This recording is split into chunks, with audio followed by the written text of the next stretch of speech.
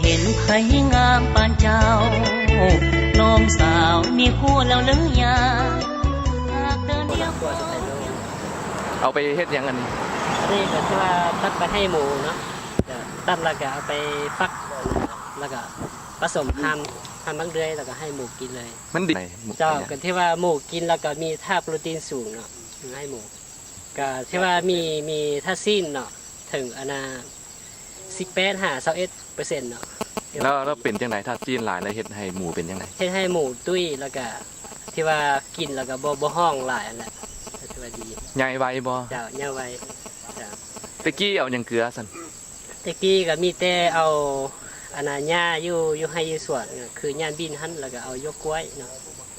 เอายกตะกี้นี่ก็เลี้ยงอันประมาณ3 เดือนนี้ค่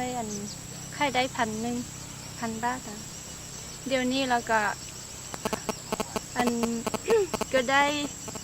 เดือนกับ10 มื้อก็ได้ไข่อ่ะ1,000 บาทคือกันวะ1,000 บาทคือกัน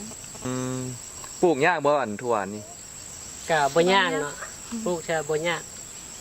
เฮาอันน่ะทางหญ้าให้มันเป็นแล้วก็เอาอันน่ะจกเคาะเป็นอันน่ะแถวแล้วก็ว่านซะแล้วก็ทบเล็กน้อยแล้วก็เสียหญ้าเนาะเสียหญ้าพอให้มันใหญ่คุ้มได้หญ้าแล้วก็ที่ว่าเกี่ยวตลอดปีเลยเกี่ยวแล้วก็ปรุงใหม่เกี่ยวแล้วปรุงใหม่เจ้าทั่วสไตล์โลนี่เนาะคำสาวบ้านเราจะได้สามารถพัวพันนำทางห้องการเกษตรกรรมและป่าไม้เมืองเนาะทางห้องการเกษตรกรรมป่าไม้เมืองจะเป็นผู้พัวพันกับสายตั้งทางแผนกเกษตรกรรมและป่าไม้ประจำแขงเพื่อเป็นผู้เสนอนำกับศูนย์เนาะศูนย์ผลิตทั่วสไตล์โลเรานี่เราสามารถปลูกได้เนาะ1 กิโลประมาณอยู่ว่า152 ไร่เนาะที่ว่าเราได้ปลูกในเนื้อที่ของชาวเกษตรกรท่านเนาะราคาอยู่ศูนย์ที่ผลิตท่านเนาะประมาณกิโลนึงประมาณ50,000 กีบเนาะถ้าจัดซื้อและขนส่งมาทางแขงของเขาจะตกอยู่กิโลนึงประมาณ55,000 กีบเนาะดังนั้นก็เขาสิส่งให้เมืองตามราคาที่ว่าถ้าแขงส่งมาให้เนาะน้องสาวเลี้ยวมาพี่แด